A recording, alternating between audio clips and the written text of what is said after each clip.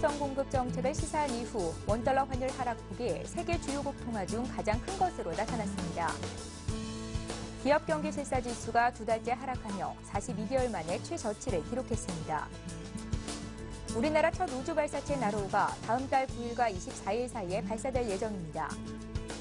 한국의 성인 10명 중 4명 이상이 대학 교육을 받은 것으로 나타났습니다. 시청자 여러분 안녕하십니까? 생경제 현장의 최현정입니다.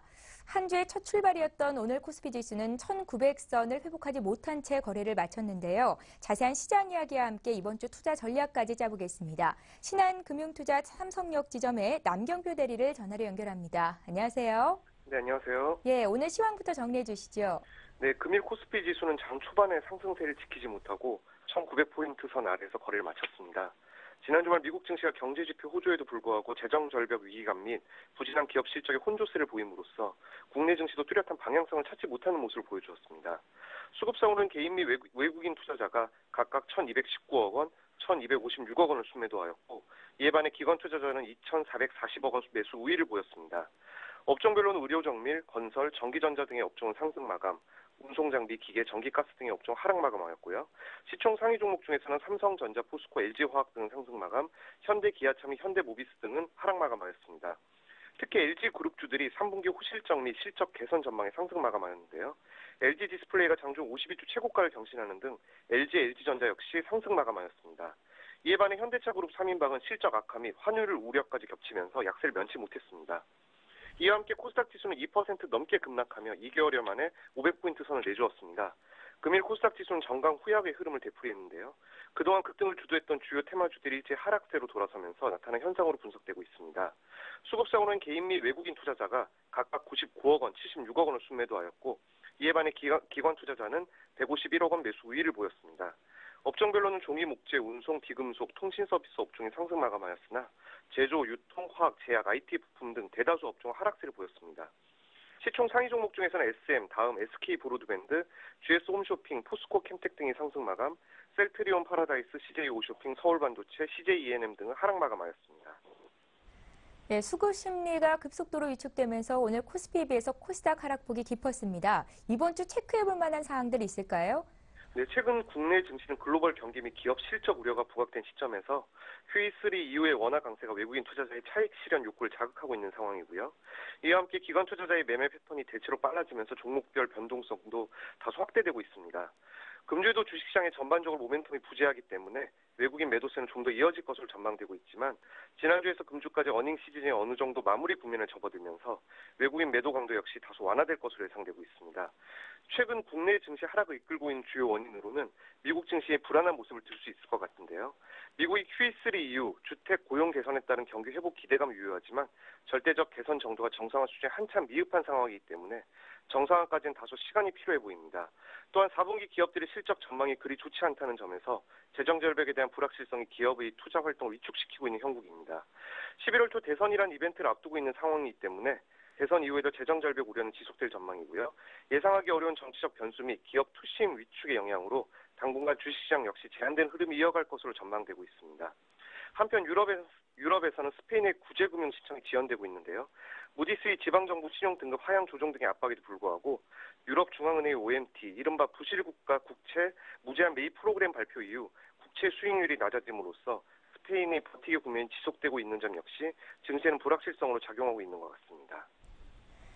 예, 투매 지수가 크게 빠지면서 투자자들의 심리 역시 굉장히 불안한 상태입니다. 이번 주 대응 전략 짜주십시오. 네, 앞에서 말씀드렸던 여러 부정적인 상황에도 불구하고 지나친 비관론을 가질 필요는 없을 것으로 판단하고 있습니다. 이번 3분기 어닝 시즌 결과를 보면 이익 전망에 대한 절대적 수치는 부진하였으나 국내 업종 대표주의 실적 결과는 대체로 컨센서스에 부합하는 수준이었기 때문입니다.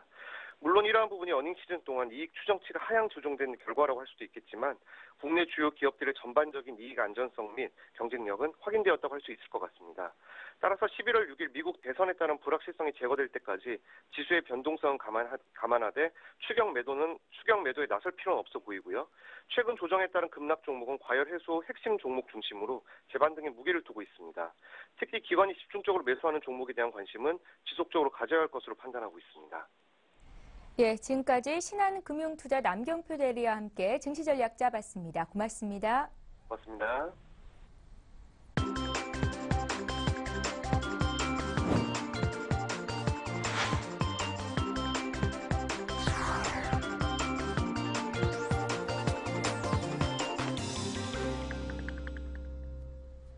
오늘의 주요 뉴스입니다. 선진국들이 유동성 공급 정책을 시사한 이후 원달러 환율 하락폭이 세계 주요국 통화 중 가장 큰 것으로 나타났습니다. 한국은행과 금융감독원에 따르면 지난 7월 이후 원달러 환율은 이달 26일까지 1,146원 10전에서 1,097원으로 4.3% 하락하며 세계 주요국 통화 중 최대 하락폭을 기록했습니다. 말레이시아 링깃이 달러당 4.1% 떨어져 뒤를 이었고 싱가포르 달러와 스웨덴 크로네, 태국 바트, 중국 위안 등의 하락폭도 컸습니다. 반면 영국 파운드가 2.8% 상승한 것을 비롯해 유로, 일본엔 등은 상승했습니다. 특히 글로벌 유동성이 아시아 신흥시장으로 유입되면서 아시아 통화는 7월 이후 강세로 돌아섰고 미국의 3차 양적 완화가 단행된 9월 이후 강세 정도가 더욱 뚜렷해졌습니다. 한편 오늘 원달러 환율도 3거래일째 하락하며 장중 연 최저점을 경신했습니다. 서울 외환시장에서 달러당 원화는 지난 주말보다 1원 20전 내린 1,095원 80전에 거래를 마쳤습니다. 기업경기실사지수 BSI가 두 달째 하락하며 42개월 만에 최저치를 기록했습니다. 한국은행이 발표한 10월 기업경기실사지수 및 경제심리지수에 따르면 제조업의 업황 BSI는 전월보다 1포인트 떨어진 68로 내려앉았습니다. 이는 글로벌 금융위기 발생 직후인 2009년 4월 이후 가장 낮은 수준입니다. 기업경기실사지수는 100을 넘으면 기업의 경제 심리가 개선된 것이고 100을 밑돌면 그 반대입니다. BSI가 기준치인 100에 한참 못 미친 것은 기업 심리가 그만큼 나쁘다는 의미입니다. 우리나라 첫 우주 발사체 나로우가 다음 달 9일과 24일 사이에 발사될 예정입니다. 교육과학기술부와 항공우주연구원은 오늘 나로우 발사 관리위원회를 열어 발사 예정 기간을 다음 달 9일에서 24일로 정했습니다. 교과부와 항우연은 새로운 부품으로 교체해 수행한 시험에서 누설이나 파손이 발생하지 않았다며 한국과 러시아 기술진이 참여한 한러 비행시험위원회도 이 문제를 경미한 사안으로 판단했다고 설명했습니다. 한국과 러시아 연구진은 보다 철저한 발사 준비를 위해 파손된 실을 모스크바로 보내 추가 정밀 분석을 진행하기로 합의했습니다. 한국의 성인 10명 중 4명 이상이 대학 교육을 받은 것으로 나타났습니다. 통계청에 따르면 2010년 인구 총조사에서 20세 이상 성인 3,680만 명 중 대학 출신은 43%인 1,590만 명이었습니다. 고등학교 출신은 33%, 중학교 출신은 9%, 초등학교 출신은 11%였습니다.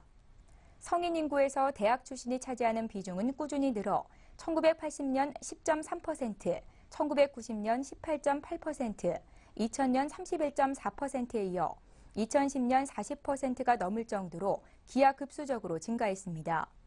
고학력 인구가 증가하면서 학력 인플레, 사교육비 부담 등의 부작용도 큰 것으로 나타났습니다. 대졸자 이상 취업률은 2010년 55%까지 떨어졌으며 전체 국민의 사교육비 지출도 지난해 기준으로 20조 원이 넘는 것으로 집계됐습니다. 여야 대선 후보 측은 국제 투기 자본의 국내 유입을 억제하는 토빈세 도입을 검토해야 한다는 입장에 합의했습니다. 민주통합당 문재인 대선 후보 측은 새누리당의 토빈세 도입 검토 방안에 대해 환영의 뜻을 밝혔습니다. 박광훈 민주당 대변인은 투기 자본의 전횡을 막는 토빈세는 충분히 논의할 가치가 있으며 우리 캠프에서도 검토하고 있다고 말했습니다. 문 후보 측은 또 경제정책과 관련해 대선 전이라도 3자 혹은 2자 회동을 하자고 거듭 제안했습니다. 새누리당은 어제 토빈세 도입을 유력하게 검토 중이라고 밝혔습니다. 새누리당 김광두 힘찬 경제추진단 단장은 추진단 내에서 토빈세 도입을 대선 공약으로 검토하고 있다고 말했습니다. 그러나 토빈세 도입은 아직까지 여야 모두 대선 공약으로 확정되지는 않은 상태입니다. 시중은행의 가계대출 평균금리가 지난달 역대 최저치를 기록했습니다. 한국은행이 밝힌 9월 금융기관 가중평균금리에 따르면 예금은행의 신규 취급액 기준 가계대출 금리는 연 4.86%로 전달보다 0.04%포인트 떨어졌습니다. 또 신규 취급액 기준 저축성 수신금리도 연 3.18%로 전달보다 0.01%포인트 낮아졌습니다. 한은 관계자는 기준금리 하락 등의 영향으로 시중금융기관의 여수신 금리가 일제히 떨어졌다고 설명했습니다.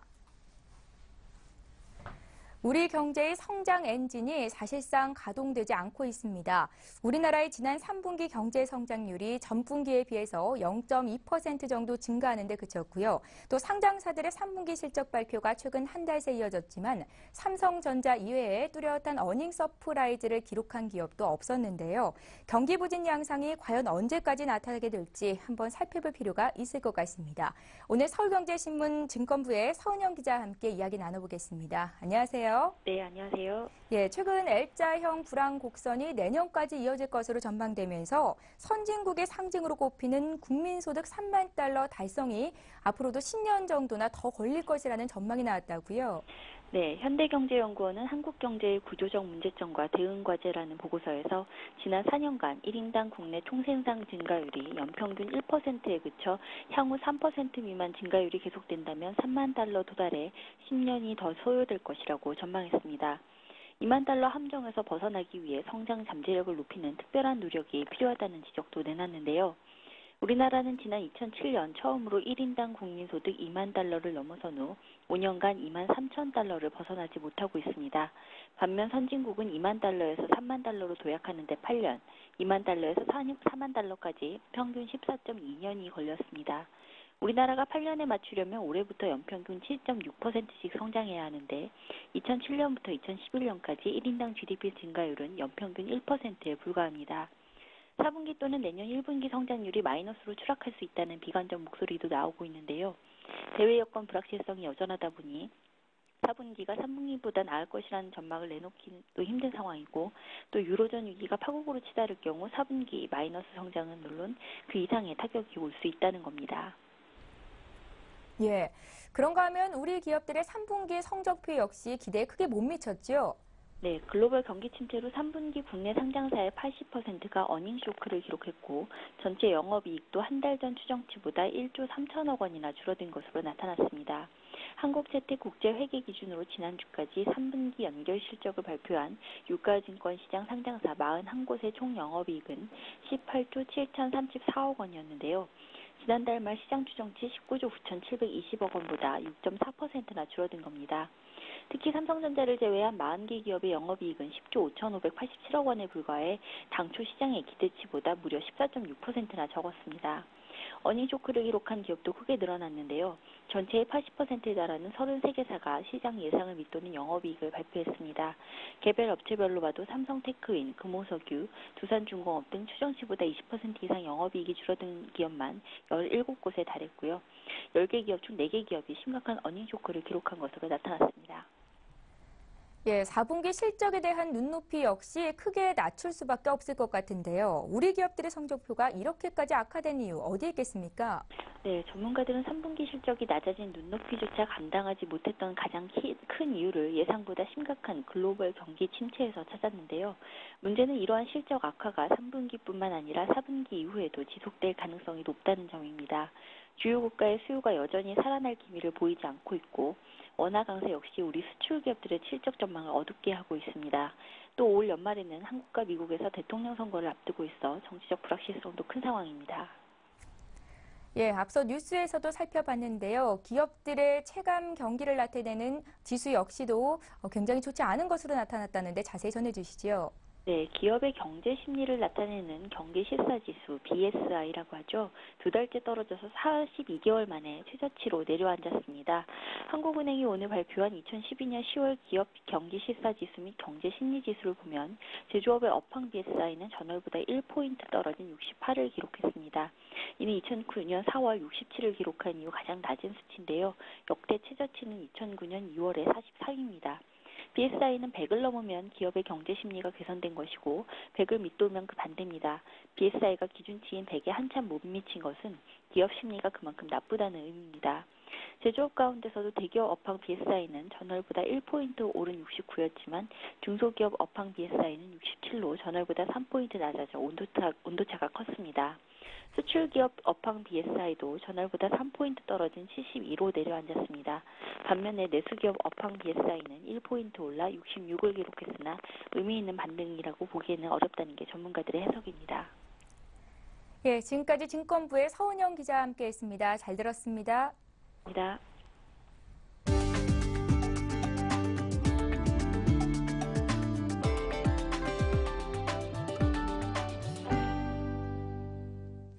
공정거래위원회가 롯데쇼핑의 하이마트 인수를 승인했습니다. 공정위는 롯데마트가 하이마트를 인수하더라도 관련 시장의 경쟁을 제한하지 않는다는 결론을 내렸다고 설명했습니다. 공정위 관계자는 롯데마트 내 가전 비중이 약 6.5%에 불과해 하이마트 인수 후에도 이마트 홈플러스 등 경쟁마트를 배제할 정도는 아니라고 밝혔습니다. 공정위는 기업 결합 승인 후 규모의 대형화로 납품업체와 협상력이 강화되는 점을 감안해 납품업체 피해가 발생하지 않도록 지속적으로 감시할 계획입니다.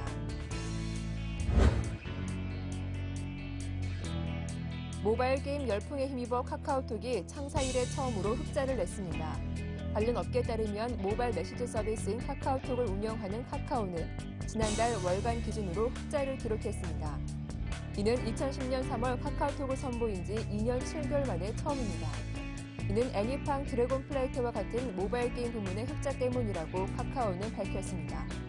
카카오는 그동안 6,300만 명에 이르는 회원수에도 적자 행진을 이어왔습니다. 카카오 관계자는 새로운 서비스들도 연내 선보일 계획이라고 덧붙였습니다.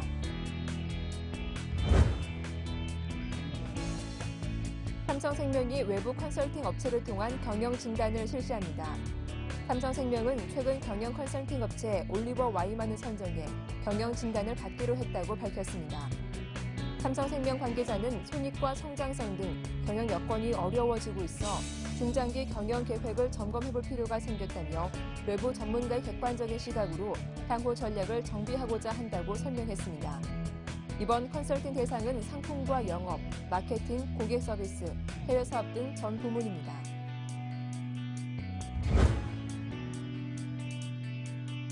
기아 자동차는 오는 11월 중 출시 예정인 중대형 세단 K7 페이스 리프트의 외관을 공개했습니다.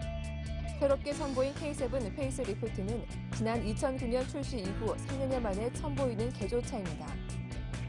기아차는 K7 페이스 리프트의 디자인 콘셉트를 하이 퍼포먼스 모던앤 클래식으로 설정하고 기존 모델과 완전히 차별화된 외관 디자인을 선보였습니다.